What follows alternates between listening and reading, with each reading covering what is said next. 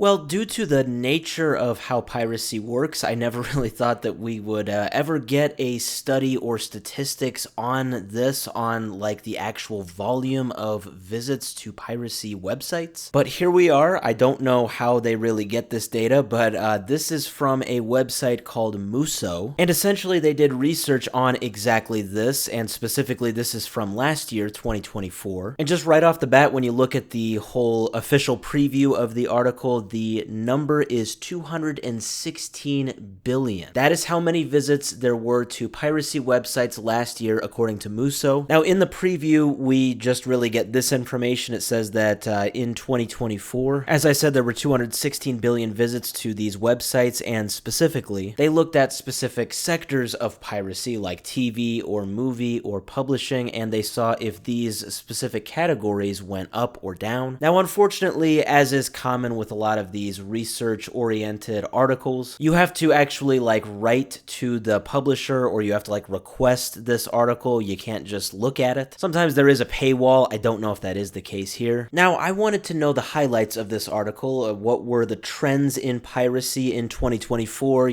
compared to 2023? So I pirated the article.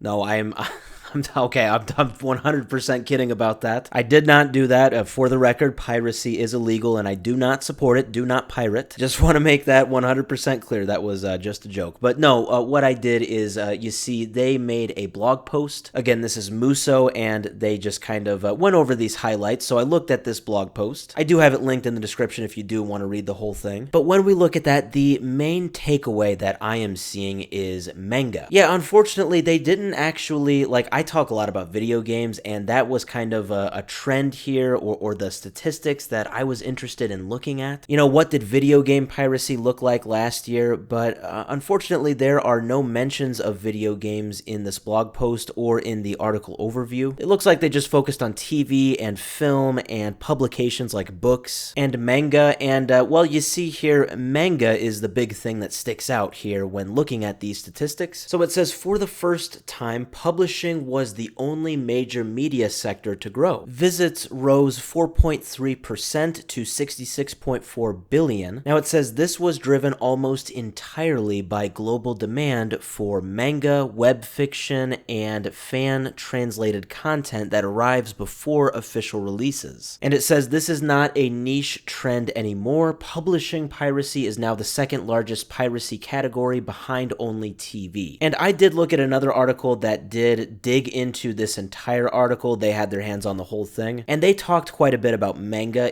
Apparently, the article talks a lot about manga and how that specific category has increased a lot. And kind of sort of speaking of manga, or at least I always kind of think of manga and anime being in the same category. So when it talks about TV piracy, it says that, yeah, that is the number one category with 96 billion visits. Now, this was despite a 6.8% drop from 2023, but anime is the category in TV that is keeping this up. And it says that anime's relentless release cycles and delayed localization make it a magnet for unlicensed consumption. And then it talks about film and music. So both of those sections of piracy actually decreased by 18%. That's a ton. Now, the reasons they give for these are kind of more in practical terms. So for film, they say this is due to the Hollywood strikes of 2023. And for music, they say this is kind of due to the rise of music streaming software. They say in that last line there about music that this is a sign that when access models work, piracy recedes. I think the point that they are getting at there is kind of in this conversation of why TV piracy is so high, because you have a bunch of different subscription services. So in order to watch everything you want to watch, you'd have to subscribe to 10 different services, and nobody wants to do that. Whereas with music streaming services like Apple Music and Spotify, I mean, pretty much every song that's out there,